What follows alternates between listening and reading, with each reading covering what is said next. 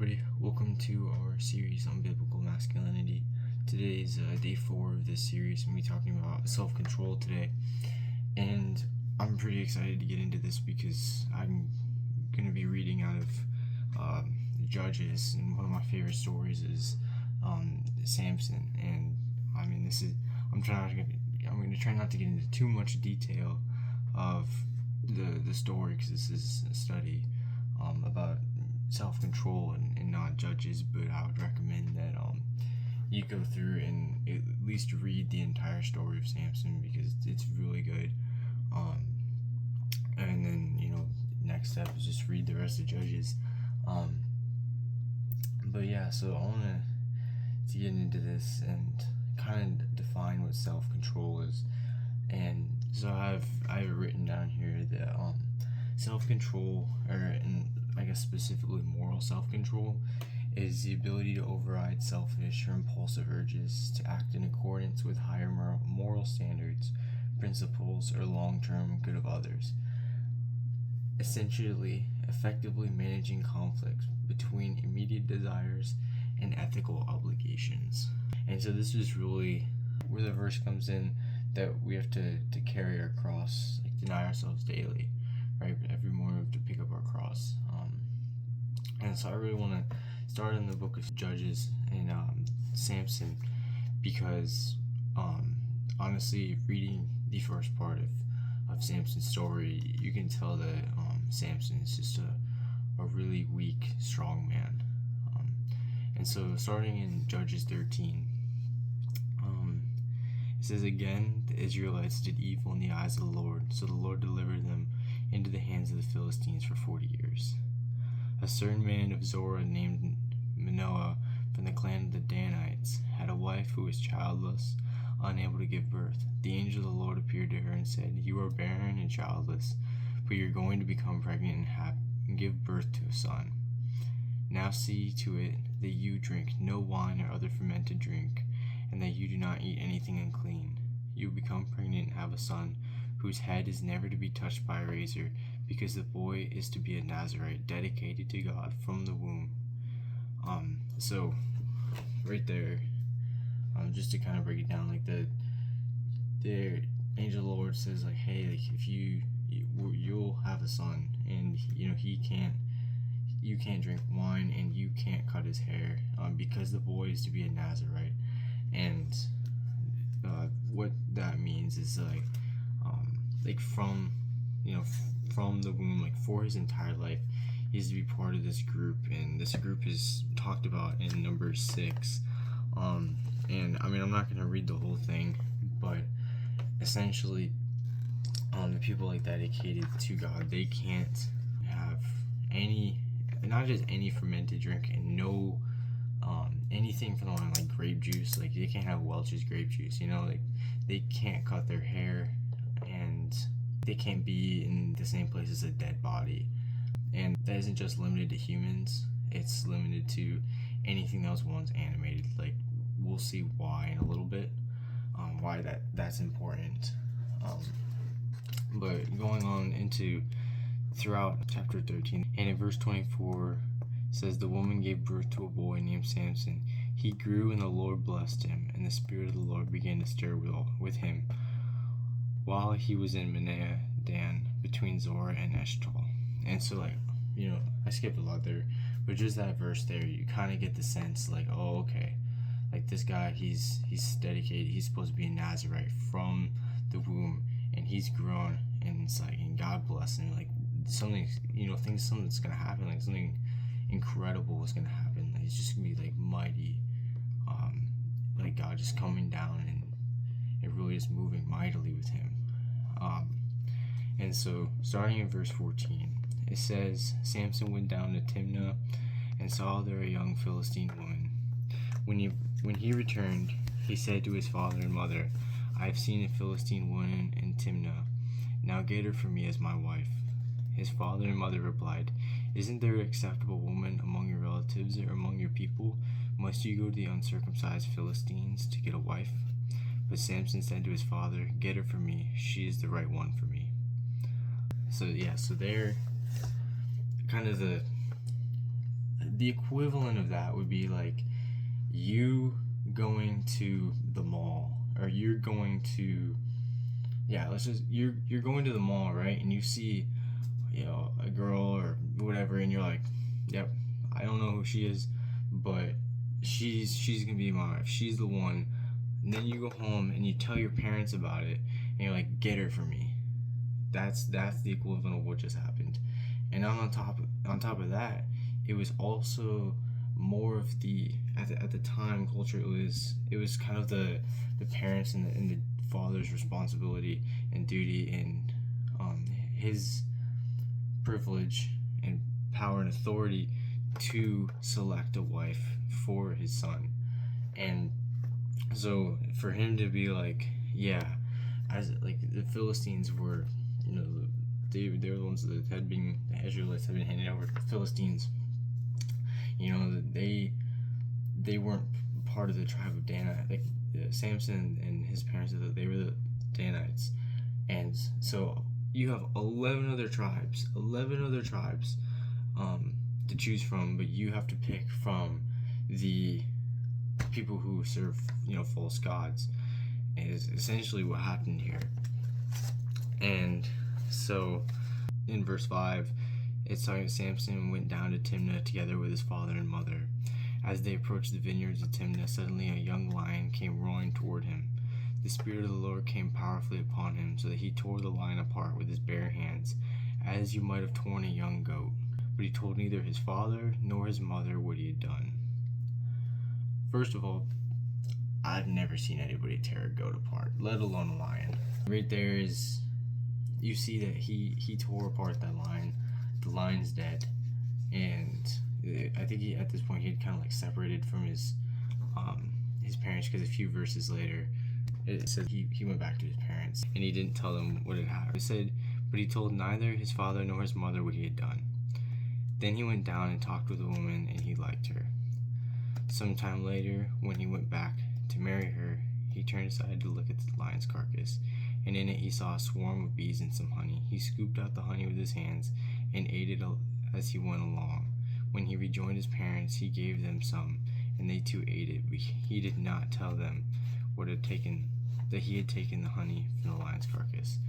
Yes, so essentially he, you know, went down to Timnah with his father and mother. The young lion came roaring toward him. He tore it apart, and then he went and talked with the woman, and he liked her. And then sometime later, he went back to marry that girl, and he found the lion's carcass, and there's bees, a swarm of bees in it, and he took honey out of it. And that's important, because of his like Nazarite vows. He wasn't supposed to be in the presence of a dead animal, and he was ashamed of it because he didn't tell his father and mother. And then later on, in verse 10, it says, now his father went down to see the woman, and there Samson held a feast, as was customary for young men. When the people saw him, they chose 30 men to be his companions. And he says, let me tell you a riddle, Samson said to them. If you can give me the answer within the 7 days of the feast, I will give you 30 linen garments and 30 sets of clothes. If you can't tell me the answer, you must give me 30 linen garments and 30 sets of clothes. Tell us your riddle, they said. Let's hear it. He replied, out of the either, something to eat, out of the strong, something sweet. And so in verse 10, it's kind of like, well, Samson likes to listen to tradition when it suits him, right? He's like, I'm not really going to listen to obey my Nazarite vows, but I'm going to appease tradition by having this, 7-day feast. And so he gives these 30 men an unfair riddle, right? It's impossible to figure out. And so they get frustrated, and they end up threatening his wife, like, hey, if you do not get the answer to this from Samson, like, we're going to do bad things. Like, we're going to destroy some stuff. And so eventually she coerces him into giving her the answer. And what happens is the people who he had asked this, they wait till like the sun set on the seventh day. Like, they wait until Samson's like pretty sure that they don't have it, like he's gonna get the 30 clothes. In verse 19 says, then the Spirit of the Lord came powerfully upon him. He went down to Ashkelon, struck down 30 of their men, stripped them of everything, and gave their clothes to those who had explained the riddle. Burning with anger, he returned to his father's home, and Samson's wife was given to one of his companions who had attended him at the feast. So essentially what happens is, and why this is important for today in the study on self-control, is Samson saw, he lusted after, like, he had this desire, right? He had his mind set on something, and he went after it. He was disobedient to the vows that he had as a Nazirite, and he essentially just went forward recklessly, right? So he's kind of communicating that, like, my fleshly desires are more important than obedience to God. And so that's what the whole thing of self-control is, where the struggle is in the fact that we get so caught up in our fleshly desires, and like what we have our mind focused on, that we just, we don't have the strength to resist sin any longer. We choose sin instead of obedience, right? And one of the interesting things to think about is that your mind doesn't know the difference between a good thought and a bad thought. Your mind will give more attention to one thought than the other, and it depends on what you focus on, right? If you this is a good example that's relevant to our walk with God, right? Imagine you're skiing. I like to think of this a lot when it comes to like trusting in God, in the narrow path. Is like, imagine that you're skiing, and you can down a snowy mountain through the woods, right? And like, you're going through the woods and there's trees everywhere, right? And so you could focus on, okay, I don't want to miss this tree, so you dodge that one. You're like, oh shoot, I don't want to miss this tree, so you dodge that one. And eventually you're gonna hit a tree because you're only focusing on the obstacles. Or right, you're focusing on instead of focusing on the obstacles, you're focusing on the path, the path that's already been carved through the tree. Somebody's already gone before you, right? And so that's kind of what it is. Yeah, so we have that path that's set before us, and we also have to kind of, the Bible talks a lot about putting to death our fleshly desires. It says that in Jeremiah 17:9, it says, the heart is deceitful above all things and beyond cure, who can understand it? So there's this thought of this place we have to be in where we cannot trust our hearts. The Bible also talks about us guarding our hearts, and again, the Bible also says that there's a way that seems right to a man, but in the end it leads to death. And so obviously, based off of those verses, we can't just be like, all right, I think we can't trust in our own judgment.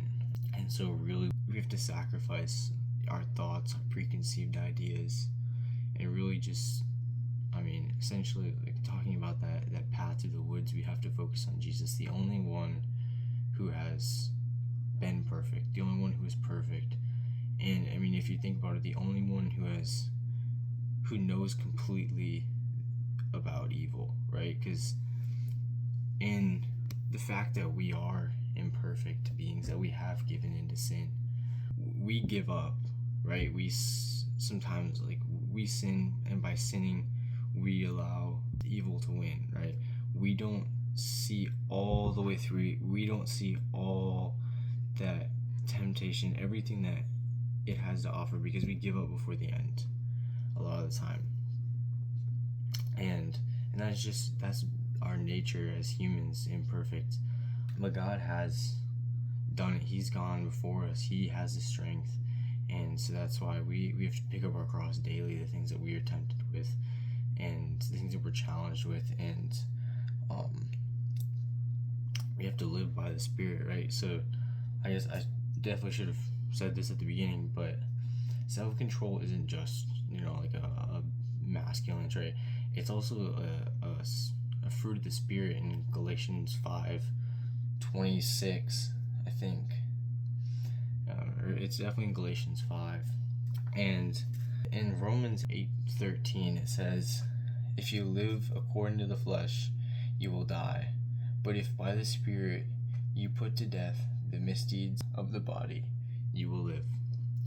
So what that's saying is, trying to do it by yourself, by your own strength, you're gonna end up in this, like what I was talking about earlier with the mental, like, focus, right? If you in your mind are constantly like, okay, I can't do this, don't do this, don't do this, don't do this, don't do this, that's the only thing you're gonna be thinking about, right? But if you set your eyes, you focus on Jesus, you live by the Spirit, those things are gonna just pass away. Like, those things aren't gonna be the focus. You're not even gonna notice them, right? You're not gonna be doing those things because you're so focused on Christ, and you're living by the Spirit, and that is your solid rock, that is your foundation. And so just in order to have self-control, you must not rely on yourself. You must not have any false idols. You must not have, you can't put your faith in anything that's not God, because everything else will fail you. Everything else will disappoint you. Everything else changes, but God is eternal. He's the one who's done it perfectly. And so I just want to leave you with that, to just completely and totally surrender yourself to God. And that's, probably heard that 1,000 times, and how I do that is I focus. In the morning, first thing I do when I wake up is I fix my eyes on Jesus. So before I get out of bed, I praise, I give thanks to Him. I pray about the day, and then immediately I get into my Bible. One of the things I do a lot is, like, I'll read a proverb for each day, at least a proverb for each day, and then also, whatever other books of the Bible you want to read. And so really just fixing your eyes on Jesus, setting your day on the rock, a solid foundation, and from there it becomes easier. If you're in reverence of God in the morning, it becomes easier throughout the day to consistently find God, to bring Him and invite Him into your life, your day-to-day, and to change your plans for whatever He has in store for you today, what He wants you to do. And so by doing all that, it's just, it really is no longer you doing it, but it is God. So I hope you guys all have a blessed day, and I'll see you next time.